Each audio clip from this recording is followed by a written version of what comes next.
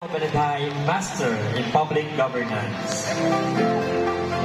Perseverance na natigayon ang paghiwat natin ng nabigag ng Landaw, ang ating pasarila sa Inso Tugwir dito sa Lapitas Resort and Recreation Center, kundi ang tanan ng mga kandidato kang rinay ng antike ay gusto natin padayunon ang uswagan ng Banwa Kalawaan. We have a lot of things to do for the common good of this municipality.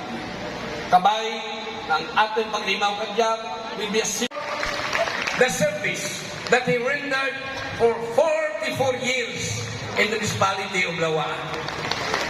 I would like also to thank his wife, Mang Gigi Peroy Isminos, for the support that he gave to his husband and the family. Salamat ni Doktor sa imong pagserbisyo sa Banwa Kalawaan.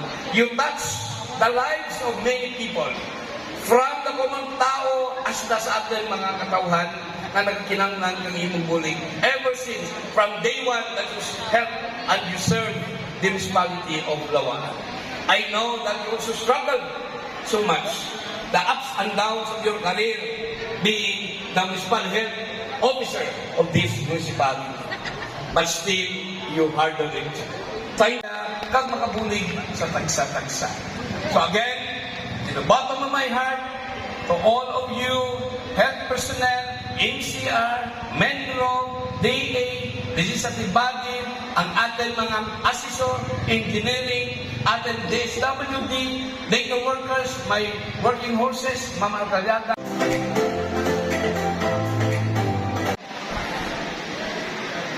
A journey of 1,000 miles begin with the first step.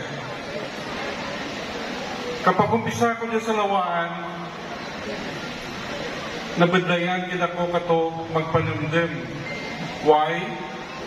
Kay katong time na pag-appoint natin as a municipal health officer ng Lawaan, there is so many trials, so many problems that arise from our relationship because of my work.